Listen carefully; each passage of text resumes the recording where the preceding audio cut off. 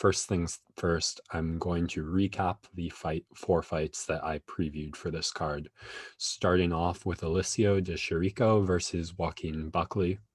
Now, de Chirico was on a 3-fight losing streak, had not gotten a finish in quite some time, and Buckley was on a 2-fight knockout streak, riding all the hype. He had wanted a quick fight in January, and the UFC seemed to have match made him with a guy who he could continue to impress over. But fate and matchmaking are cruel, not a science, or maybe they're blessed if your name is Alessio de Chirico, because 2 minutes into the first round, he landed at a head kick to knock out Buckley and get the stoppage. Now, Buckley, if you'd watched Buckley all year, you were holding your breath a little on the hype, or you had a question. It was, is this just a reckless, powerful guy who has flipped a coin twice in his last 2 fights and had it, or maybe even rolled a dice twice in his last 2 fights and had it land preferably for him?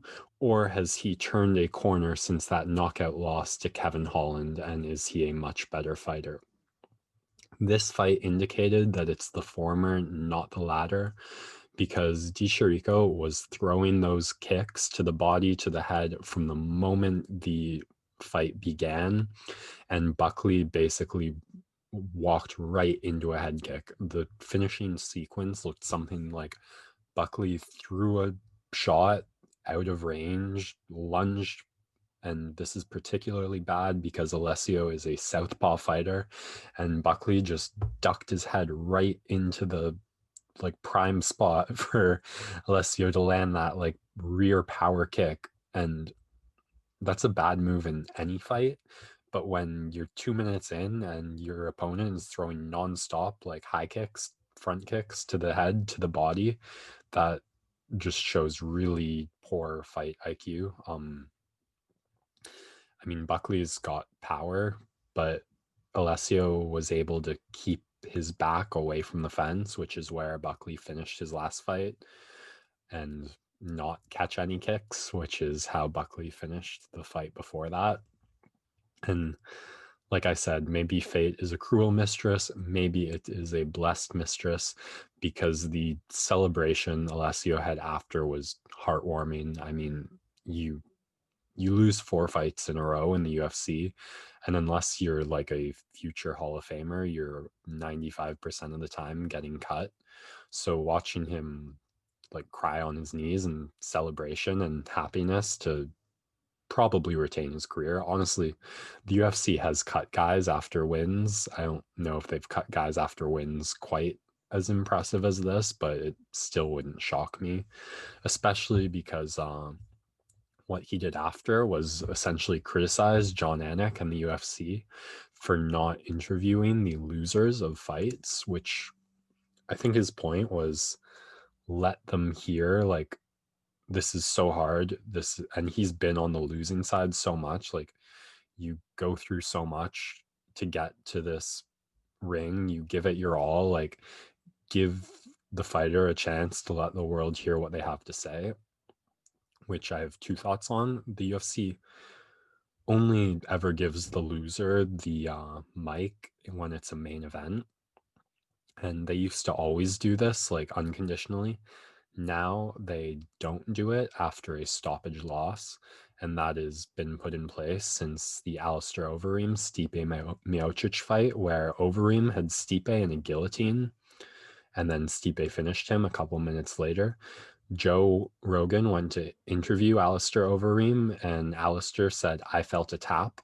So in front of hundreds of thousands of pay-per-viewers, Joe Rogan and Alistair Overeem stood in the middle, watched the replay 3 times, and saw clearly that there was no tap from Stipe, which was just kind of embarrassing and sad and hard to watch. So he's broken this rule twice for Daniel Cormier, but other than that, since then, Joe Rogan and the UFC have not given the mic to main event losers after a knockout loss. Sometimes they'll give it to losers after like a draw or a very, very close split decision, but they also don't give the mic to winners after a boring fight or a prelim that goes the distance that isn't fight of the night. And that is a much tougher battle for Alessio to fight than the UFC's consideration for the PR of their fighters. You're up against the UFC's consideration for getting maximal advertising time and revenue, and I'm sorry, you're going to get 10-7 in that battle every time. So I appreciate the sentiment. I understand, but you might want to put yourself ahead of causes that have absolutely no chance to succeed. Moving on, we had the Leech, Li Jingliang versus Santiago Ponzinibbio. You were watching a quick highlight of this before we jumped into the segment, eh? Well, it caught my attention from a betting standpoint as Ponzinibbio was a heavy favorite and ended up not cashing in on that. No, I think the Leech by knockout was even more lopsided, and I Yeah. imagine by first round was even more lopsided because his last impressive knockout I can think of came at the end of like a 3-round war. I'm less shocked than the odds makers. Ponzinibbio is a very rangy fighter. He does his best keeping his opponents at distance, using jab straights to keep them at bay and then set up the leg kicks. He was scheduled to fight Muslim Salikov, who's a kung fu style mixed martial arts practitioner. So he was probably preparing for a feinty, rangy war, and then on 2-3 weeks' notice took on kind of as 180 degrees as one striker can be from another in the Leech. And like I said in the preview, Ponzinibbio hadn't fought for over 2 years. So it's not a shock that one, he was fighting a guy who was absolutely going to disrespect his range and do his best to get inside. Two, I don't know what the sparring was like preparing for this fight, but I imagine he certainly did not get a full camp getting ready for a guy who was going to pressure forward and try and get inside with hooks. Three, just when you haven't stepped into the ring for over 2 years, you can be a little rusty, and that's kind of what I saw. He just wasn't able to establish his range. The Leech was disrespecting it, moving forward, good head movement, good footwork, and then the Leech slipped to the inside. Pons looked for a hard shot. He missed, and he paid dearly. That was a vicious left hook. I mean, most guys honestly don't have the power to make you pay that badly at that range. Unfortunately for Ponzinibbio, he was up against someone who did. And I think he especially had a chip on his shoulder after his last performance against Neil Magny, where he just wasn't able to get that done. So great pressuring by the Leech, great finishing instinct, great timing, terrifying power. And now we've got this interesting A beats B, B beats C, C beats A situation where the Leech just beat Pons, Pons beat Magny, and Magny beat the Leech. I don't know how that progresses from there. If you're a fan of the UFC breaking into that Chinese market, you've got to be happy with one more fighter moving up the ranks. I think the UFC is looking for a pay-per-view main event in China for Zhang Wei Li's next title defense. So look for the Leech to probably co-main or prelim headline or main card opener against a ranked welterweight opponent next. Hopefully it's not been 2 years by the next time we see Ponzinibbio in there. Next up, we had Carlos Condit versus Matt Brown. I I was thinking after I gave my preview, which was pretty disenfranchised with this fight, about how I felt after the Anthony Pettis Alex Morano fight, which was very entertaining from two longtime UFC vets. I'm kind of regretting that I was a tad more disdainful in tone, and the fight absolutely lived up to, I think, the standard that Pettis and Morano set. Like two guys who have been there, done that, seen it all, and learned as many tools of the trade as you can in that process, going on and putting those tools on display. Lots of back and forth, especially in the scrambling.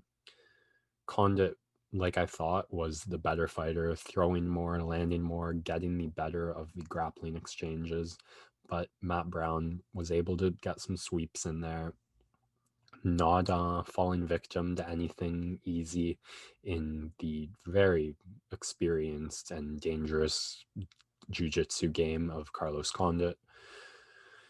The striking wasn't going for him, so he tried to mix in the wrestling. Unfortunately, like I said, Condit, very well-rounded, talented, able to get the better of the grappling positions that Matt Brown put him in. I don't have a ton to say about this fight because it went as I expected, with Condit just having more in the tank at this stage of his career and probably at all points of his career being the better fighter. I am curious where Condit goes from here because he was riding a years and years long losing streak, which was a little tragic, especially the loss to Alex Cowboy Oliveira, which set him back in a way that really he didn't need to be set back. Court McGee and Matt Brown are not especially impressive wins to have in the UFC welterweight division. But like losses to Michael Chiesa, Neil Magny, I mean, those guys are about to go main event this Wednesday. So Condit clearly still has plenty to his game. He is a dangerous striker. He is a very capable grappler. He probably poses a lot of problems for the welterweight. I'm curious if they make him gatekeep against like young studs, and maybe you see like a Cowboy Cerrone type thing. Do they give him another chance to rise through the ranks? I don't know.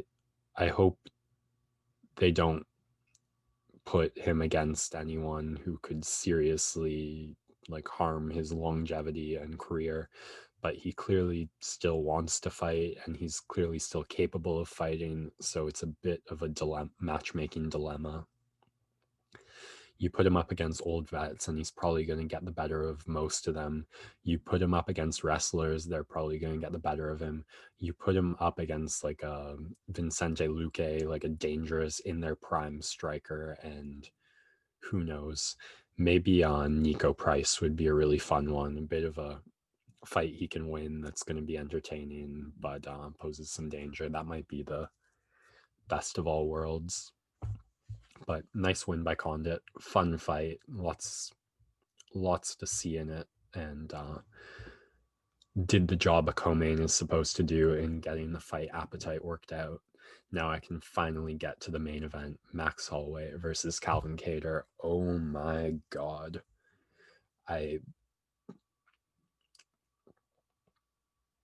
Where do I start? So when I watched the Holloway versus Volkanovski rematch, the movement of Volkanovski really stood out to me.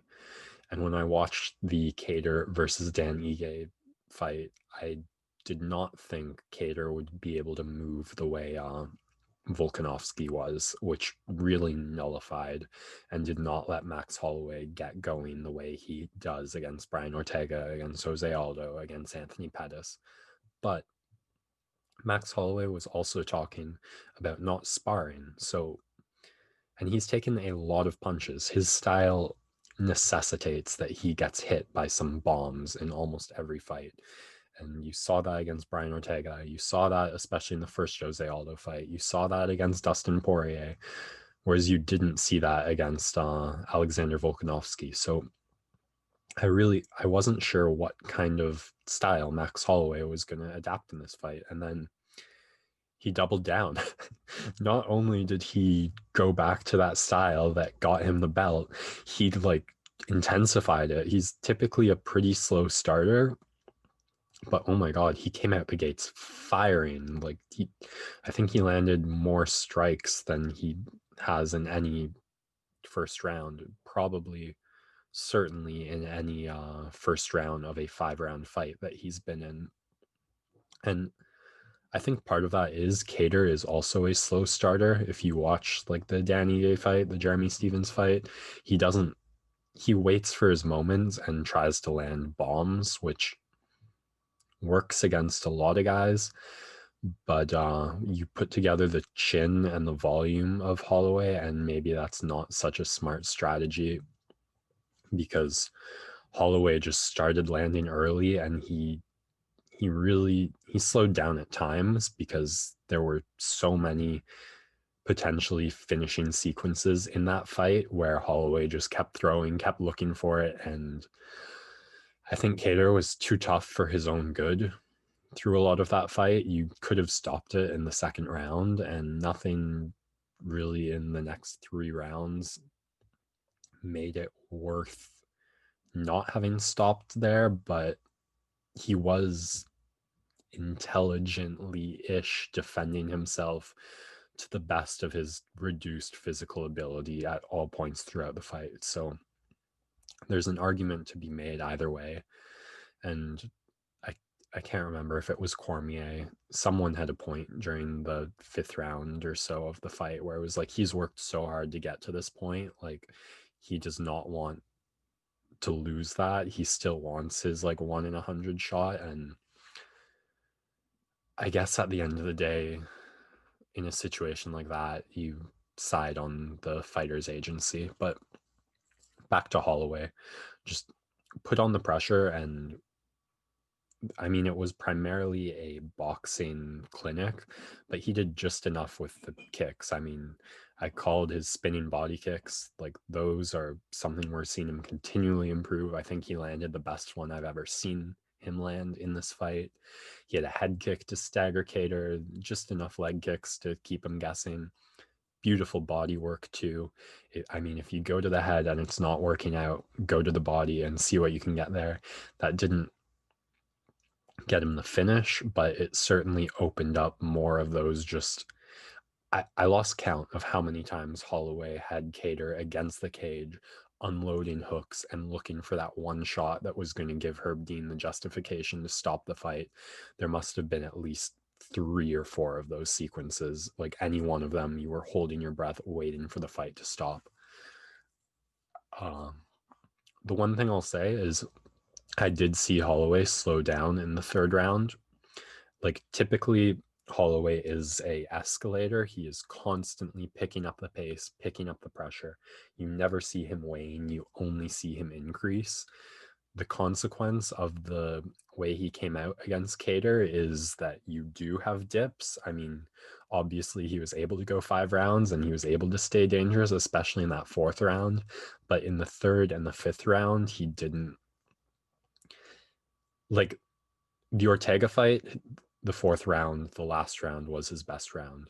The Aldo fight, the 3rd round, the finishing rounds were his best rounds. The Dustin Poirier fight, I mean, Poirier clinched him, but he was still, like, more was coming. In this, the 3rd and the 5th round, he had to throw less because he threw so much in the 1st, 2nd, and 4th, respectively. So, I mean, we were talking about this with basketball, right? If you can win in the first 3 quarters, then you don't have to go to the 4th quarter. So I'm not saying it's a bad strategy. I think the more you can take out of your opponent's tank, the better the later rounds will go with for you. But I'm just noting Max Holloway does not actually have endless cardio. He did look mortal to me in the 3rd and 5th rounds as a consequence of throwing so much. Then, speaking of basketball, I think Holloway saw LeBron's no-look 3 and decided he had to one-up him, because in the single most matrixy moment of the fight I have ever seen, oh my god, like, I don't know what set him off, but he saw the commentators. I don't know if he heard them say something, but I don't know how disrespected he felt. I don't know how much he was just feeling himself in the moment, but whatever it was, it led to one of the most insane things I've ever seen in the ring, let alone a main event, between like two top 5, top 6 fighters in one of the most stacked divisions in the UFC. I mean, Kattar was dangerous. Like he wasn't landing enough to win, but he was landing because that is a consequence of Holloway's style. You can't be perfect 100% of the time, but his chin lets him just weather those like big strikes his opponent will land. But still, he looked away, dodge, dodge, dodge, boom. Like he didn't one up Anderson Silva's Forrest Griffin knockout because it was a knockout. If he had knocked out Kattar with that strike, he would have one upped it. But I mean, he went into the matrix twice. First, just like head movement, little like robot dance at the end of the 4th round, and then he went and one upped that.